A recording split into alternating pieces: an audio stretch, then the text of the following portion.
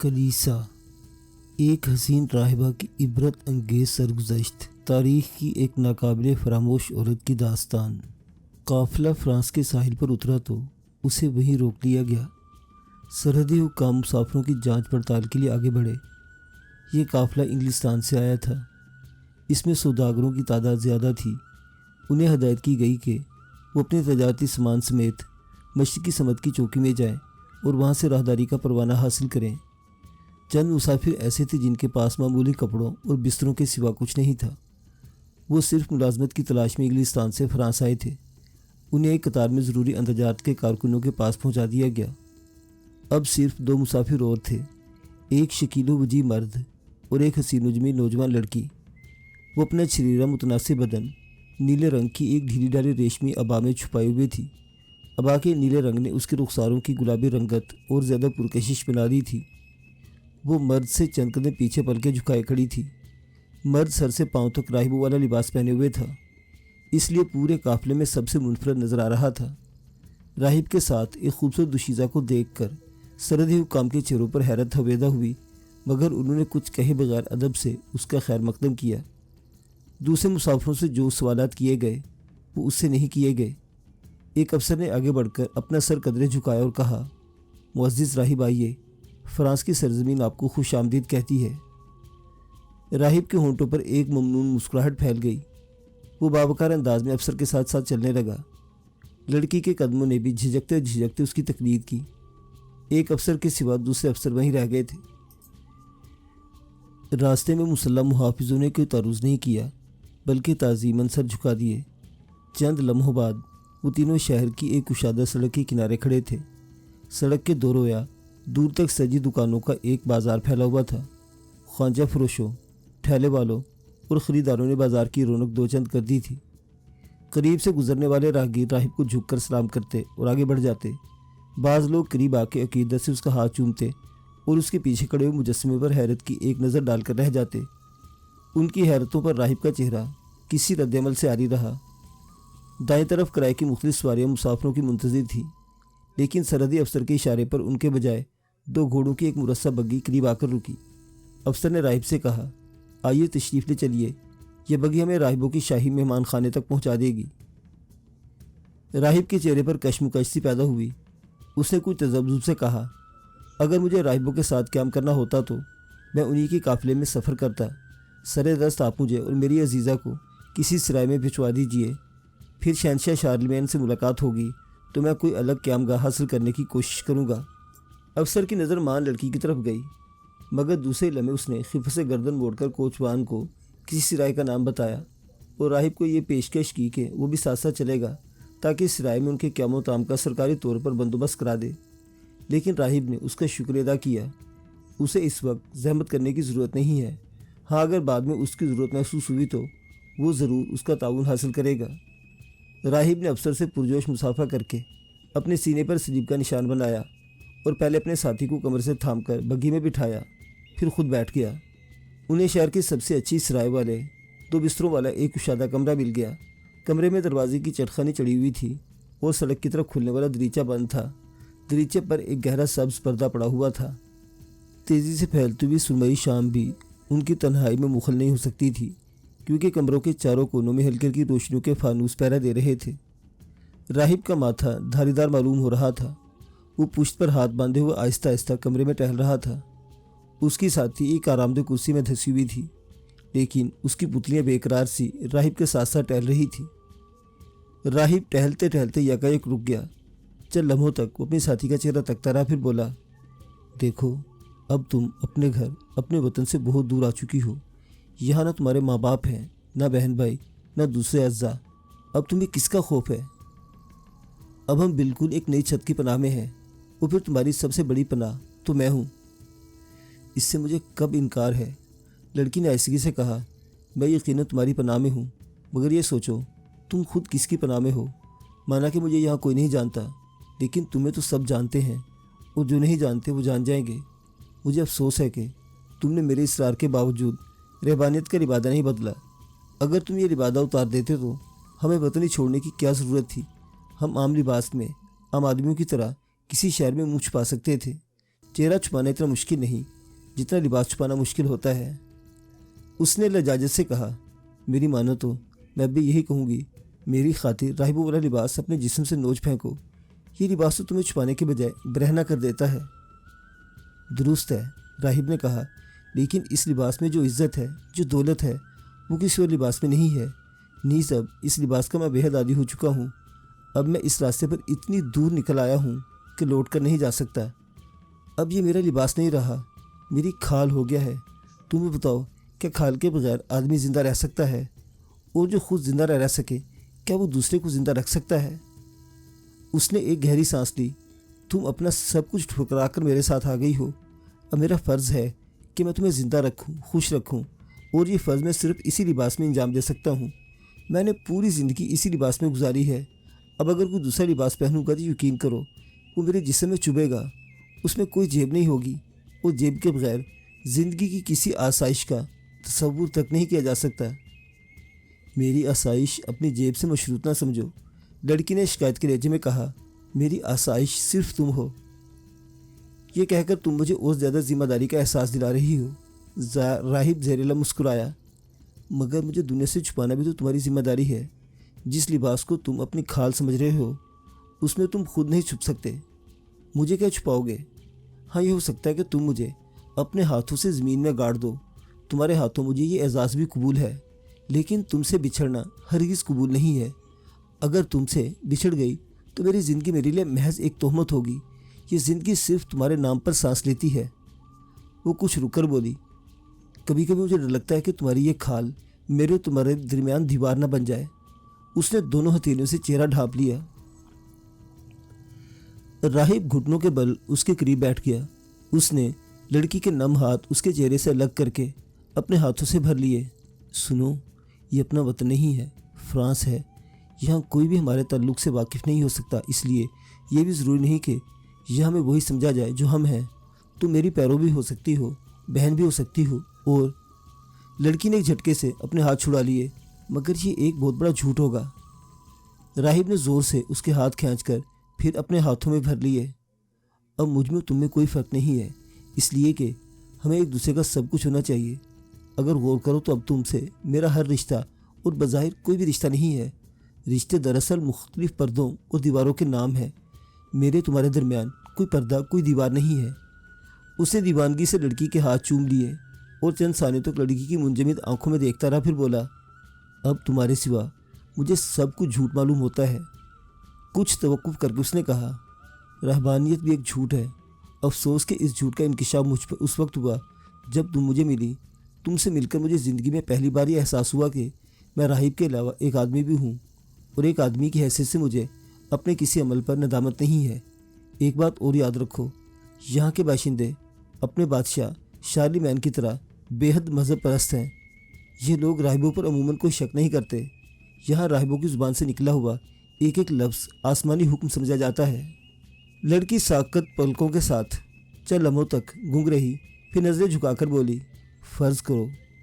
اس کی آواز لہرانے لگی، فرض کرو اگر وقتی طور پر ہم خود کو بہن بھائی برابر کروا بھی دیں تو آخر چند مہینے بعد کیا ہوگا؟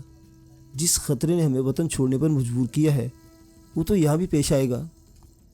راہب نے اس کے شانوں پر بازو پھیلا کے اسے اپنی آغوش کے کلیسا میں قید کر لیا۔ ایک راہب یقیناً کسی کا باپ نہیں ہو سکتا، لیکن یہ ضروری نہیں کہ اس کی پیرو یا بہن بھی کسی کی ماں نہ ہو۔ دونوں کے پھڑپڑاتے ہوئے ہونٹ ایک دوسرے کا جوس بن گئے۔ دوسری صبح راہب نے اپنی محبوبہ کی پیشانی پر رخصتی کا ٹیکہ ثبت کیا اور پورے راہبانہ لباس میں کمرے سے برآمد ہوا۔ سرائے کے خدام نے اسے احترام سے بیرونی دروازے تک پہنچایا۔ وہاں ایک بیگی اسے شاہی محل تک لے جانے کے لیے تیار کھڑی تھی، کیونکہ سرائے والوں کو اپنی روانگی سے مطلع کر چکا تھا۔ تیز رفتار بگی نے اسے بہت جلد ایک وسیع و عریض بلند و بالا اور پرشکو عمارت تک پہنچا دیا۔ عمارت کے ارد گرد باوردی محافظوں کے کئی دستے اسلحہ سجائے گشت کر رہے تھے۔ وہ ایک مقدم محافظ کی میت میں راہداریاں، صحن، باغات اور گلپوش روشیں طے کرتا ہوا ایک بڑے ایوان میں پہنچا۔ وہاں شہنشاہ شارلیمان کے خصوصی معتمد نے دوسرے منتظر عمرا اور سرداروں کو نظر انداز کر کے تپاک سے اس کا خیر مقدم کیا۔ راہب نے بہت کم وقت میں شہنشاہ کے دربار تک رسائی حاصل کر لی۔ دربار میں شاہی تخت کی پشت پر تنومند سیاہ فام غلام ننگی تلواریں تانے سب بستہ تھے۔ تخت کے دائیں بائیں 2 حسین و جمیل کنیزیں زرق بر لباسوں میں کھڑی تھیں۔ وہ بادشاہ کو مورچل جھل رہی تھی۔ تخت سے ذرا ہٹ کے وزراء اور مصاحبین کی قطاریں دو رویا کھڑی تھیں۔ بادشاہ نے تخت سے اٹھ کر اس کا استقبال کیا اور اسے دائیں جانب تخت کے قریب رکھی ہوئی ایک زرنگار کرسی پر بیٹھنے کا اشارہ کیا۔ مقدس راہب خوش آمدید۔ ہمیں امید ہے کہ بیرونی راہبوں میں ایک اور مہمان کا اضافہ فرانس کی سرزمین کے لیے نیک فال ثابت ہوگا۔ شہنشاہ معظم۔ راہب سینے پر ہاتھ رکھ کر جھکا۔ آپ اس سرزمین پر خدائے برتر کے نائب ہیں۔ میں 10 بار دعا ہوں کہ آپ کا اقبال مزید بلند ہو۔ آپ کا شہر اور دبدبہ فرانس کے علاوہ انگلستان پر بھی محیط ہے۔ اسی امر نے میرے دل میں انگلستان سے فرانس آنے کا شوق پیدا کیا اور خدا کے فضل سے مجھے حاضری کا موقع مل گیا۔ آپ نے خدا اور اس کے فرزند کی تعلیمات کو فروغ دینے کے لیے بے حد بے مثال جدوجہد کا آغاز کیا ہے۔ میں یہ عریضہ لے کر حاضر ہوا ہوں کہ آپ کی جدوجہد میں شمولیت میرے لیے افتخار کا باعث ہوگی۔ بصر و چشم۔ شارلیمان کے تاکمانہ لہجے میں عقیدت شامل ہو گئی۔ شاہی چرچ کے زینے آپ کی قدم بوسی کریں گے۔ یقیناً یہ میرے لیے ایک اعزاز ہوگا۔ راہب نے سینے پر لٹکتی ہوئی سلیب کو بوسہ دیا۔ لیکن جناب والا، شاہی چرچ میں مبلغوں کی کمی نہیں، لہٰذا یہ نوارد مسافر فرما روائے فرانس سے عرض کرے گا کہ اسی کسی ایک مقام پر نصب نہ کیا جائے، بلکہ کھلے آسمان کے نیچے گلی گلی اور گھر گھر پہنچنے کی خدمت سے نوازا جائے۔ مسافر کے لیے جمود نہیں، حرکت عین راحت ہے۔ ہمیں اتفاق ہے۔ شارلی میں نے متبسم ہو کر کہا، ہم آپ کو یقین دلاتے ہیں کہ ہمارے مبلغین کا گشتی گروہ آپ کی رفاقت پر فخر محسوس کرے گا۔ شہنشاہ عالی۔ راہب نے سر جھکایا۔ اس عاجز کو تعمیل سے انکار نہیں، لیکن میں اپنے تجربے کی بنا پر یہ عرض کروں گا کہ کسی مخصوص گروہ کی نسبت ایک ایسا آزاد اور تنہا آدمی رایہ میں زیادہ سرایت کر سکتا ہے جسے سرکاری کارندہ نہ سمجھا جائے۔ جو شخص اوپر سے مسلط کیا جاتا ہے، رایہ اس سے مروب تو ہو سکتے متاثر نہیں ہو سکتی، اور تبلیغ مروب کرنے کا نہیں متاثر کرنے کا نام ہے۔ شارلی مان نے اس بات میں سر ہلایا۔ آپ کسی تحریک یا دعوت پر فرانس نہیں آئے، بلکہ یہ زحمت آپ نے خود ذوق و شوق سے اپنے طور پر کی ہے، لہٰذا ہماری نگاہ میں آپ کی ذات ان حضرات سے زیادہ افضل ہے جنہیں پیغامات بھیج کر یہاں بلوایا گیا۔ ہم اعلان کرتے ہیں کہ ہماری جانب سے آپ آزاد ہیں۔ فرانس کا چپا چپا آپ اپنی جولان کا تصور کیجئے اور جہاں تک ممکن ہو خدائے بزرگ کا نام قائم کیجئے۔ خدائے بزرگ نے اس سلطنت کو جو کچھ بخشا ہے اس میں سے آپ کا حصہ آپ کی نظر ہوتا رہے گا۔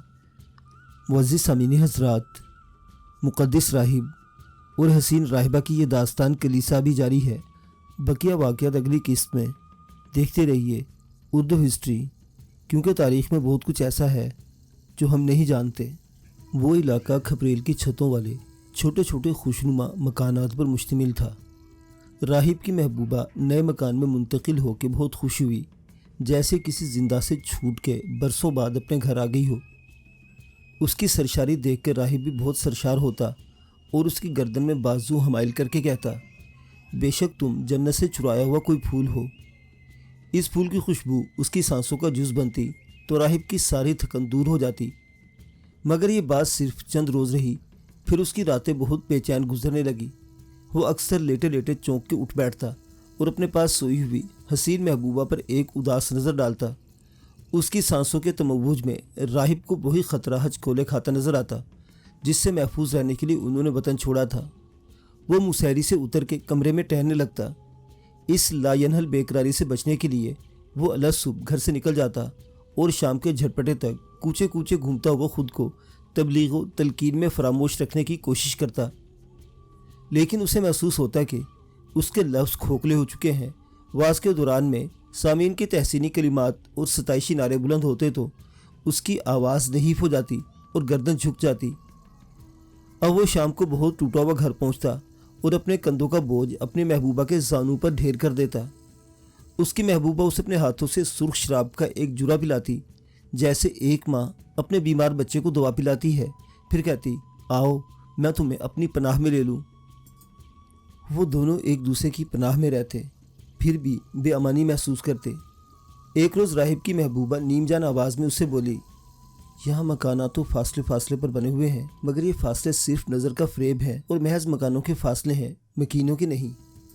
मेरी एहतियात के बावजूद मोहल्ले की औरतें यहाँ आमदोरफ्त करने लगी हैं। उनके आने से वक्त ज़रूर कट जाता है, लेकिन उसके रुखसार दहकने लगे। हालांकि मैं कितने ढीले ढाले कपड़े पहनती हूँ, फिर भी मुझे आने वाले मेहमान की मुबारकबाद देती हैं और बार बार हंस के मुझे उसके बाप का नाम पूछती हैं। राहिब की ज़ुबान गूंग थी। औरत ने कुछ तवक्कुफ करके कहा, नाम तो बहुत से हो सकते हैं, विक्टर, आइजक, नैक्सन, जेम्स, कोई भी नाम, मगर ये मुझसे नहीं होता, ये मुझसे नहीं हो सकता। राहिब के चेहरे पर शदीद कर्ब के आसार थे। चंद लम्हों तक वो एक बुत की तरह बेहिस हरकत बैठा रहा, फिर यकायक उसकी मुट्ठियां भीज गई। उसने झुंझुला के सोचा कि उसकी सिर्फ एक भरपूर ज़र्ब उसके गुनाह का दाग मिटा सकती है, मगर दाग मिटाने से कहीं जुर्म मिटता है। वो दीवानगी के आलम में बड़बड़ाने लगा, खुदाबंद, मैं किस अजाब में मुब्तला हूँ, एक गुनाह के बाद दूसरा बड़ा गुनाह, खुदाया मुझे हिम्मत दे। वो दोनों हाथों से सर थाम के बैठ गया। कुछ देर बाद उसने खुद पर काबू पाके आसमान की तरफ देखा और गड़गड़ा के कहा, मुझे माफ़ कर दे मालिक, मुक़द्दस माँ के तुफैल, माफ़ कर दे, मैं तेरा गुनाहगार हूँ, तुझसे रहम की इल्तिजा करता हूँ। राहिब शाम को घर पहुँचता तो उमूमन अंधेरा होता, मगर करीबी मकानात की बाज़ औरतें उस वक्त भी आ जाती थी। उनसे बाज़ उसकी महबूबा की तरफ रश्क से देखती और कहती, मुक़द्दस राहिब, हमारे लिए भी दुआ कीजिए। यह जुमला राहिब के सीने में कांच की किरची की तरह चुभता, मगर वो मतानत के साथ उंगली से हवा में स्लीप का निशान बनाता और आसमान की तरफ नजरें उठा देता। बाद में उसे अपने आप से बहुत शर्म आती। वो आईना देखता तो आईने में उसे अपने बजाय कोई दूसरा आदमी नजर आता, एक बेलिबास आदमी। उसने आईना ही तोड़ दिया। एक रात वो और उसकी रफ़ीक आतिशदान के करीब बैठे हुए थे। औरत की नज़रें लपकते हुए शोलों पर थी, मगर जहन कहीं और था। राहिब की मुस्तरिब नज़रें उसके तमतमाते हुए रुखसारों तक रही थी। कुछ देर बाद औरत ने राहिब की तरफ देखे बगैर उदासी से कहा, यह मकान हमें रास नहीं आया। राहिब ने दिल गिरफ्तार अंदाज में उसकी तरफ देखा। औरत खुद कलामी के अंदाज में कह रही थी, याद है तुमने एक बार कहा था कि यहाँ के लोग राहिबों पर शक नहीं करते। मैं कहती हूँ, राहिब तो राहिब, लोग खुदा पर भी शक करने से नहीं चूकते। आज एलिज़ा आई थी। उसने बताया कि मोहल्ले की औरतें मेरे मुतल्लिक चेमगोइयाँ करती हैं, अजीब अजीब बातें बनाती हैं, जैसे मेरे बतन में आदमी का बच्चा ना हो, संपोरिया हो। आग चटकने की आवाज़ उसकी हिचकियों में दब गई। राहिब ने कोई जवाब नहीं दिया। वो देर तक गुमसुम बैठा रहा। फिर उसे अपने शाने पर एक नरम हाथ महसूस हुआ। औरत रूंधी हुई आवाज़ में उससे पूछ रही थी, क्या तुम पर नदामत का गलबा होने लगा है? हाँ, ये सच है। राहिब ने उसे अपने सामने खींच लिया। लेकिन तुम्हें देखता हूँ तो सारी नदामत दूर हो जाती है। औरत मोहब्बत से बोली, बेहतर है, अब हमें कोई और ठिकाना तलाश कर लेना चाहिए। उन्होंने उसी रात वो मकान छोड़ दिया। फिर उनके कदम एक जगह न टिक सके। वो मोहल्ले से दूसरे मोहल्ले में और एक घर से दूसरे घर मुंतकिल होते रहे। इंसानों की लंबी लंबी लपकती हुई जुबानों ने उन्हें कहीं चैन से नहीं बैठने दिया। राह चलते लोग मुड़ मुड़ के राहिब की महबूबा का चेहरा देखते थे। उनकी नज़रें राहिब को जहर लगती थी, मगर वो उन्हें कसूरवार नहीं समझता था, क्योंकि वो जानता था ये कौन औरत है। ये वो औरत जिसकी बेपनाह दिलकशी और ख़ूबसूरती ने उस जैसे फौलादी शख्स के कदमों में लग़ज़िश पैदा कर दी थी। तंगा के एक दिन उन्होंने वो शहरी छोड़ दिया और बेसरो सामानी के आलम में शहरों शहरों भटकने लगे। वक्त करीब से करीब तर आ रहा था। एक छत की ज़रूरत शिद्दत से बढ़ती जा रही थी, लेकिन छत थी कहाँ? वो कहाँ रुकते? आसमान के नीचे। लिहाजा आबला पाई के बावजूद वो चलते रहे। आखिर वो चलते चलते एक ऐसा मुकाम आ गया जहाँ से आगे बढ़ना उनके लिए मुमकिन नहीं रहा। मजबूरन वो ठहर गए और इसी गैर महबूब मुकाम पर उनके 2 नफरी काफिले में एक नन्हे मुसाफिर का इजाफा हो गया। माँ को एक खिलौना मिल गया था। वो दर बदरी की धूल झटक के उसमें मगन हो गई। बच्ची का नाम उसने जॉन रखा। वो फ्रांस के एक दूरदराज गांव में मुकीम थे। यहाँ गाँव वालों की सादगी में चंद रोज़ बहुत सुकून से गुजरे, मगर जल्द ही माँ की हसास निगाहों ने यह महसूस कर लिया कि जो औरतें उसकी बच्ची को लपक लपक के गोद में लेती थी और घंटों उसे खिलाती थीं, वो अब उससे कतराने लगी हैं। इस सूरत हाल ने उसे एक बार फिर शिद्दत से एहसास दिलाया कि ज़मीन कितनी तंग है। वो बिस्तर से लग गई और चंद रोज़ अलील रह के उसने अपनी जगह अपनी बच्ची के लिए खाली कर दी। राहिब ने उसकी लाश पर खड़े होकर आवाज़ से आंसू खुश किए और रोती हुई बच्ची को आगोश में भर लिया। जॉन, मेरी जान, काश तेरा नसीब तेरी माँ की तरह ना हो। मुअज़्ज़िज़ सामीनी हज़रात, हसीन राहिबा और मुक़द्दिस राहिब की ये दास्तान अभी जारी है। देखते रहिए اردو ہسٹری، کیونکہ تاریخ میں بہت کچھ ایسا ہے جو ہم نہیں جانتے۔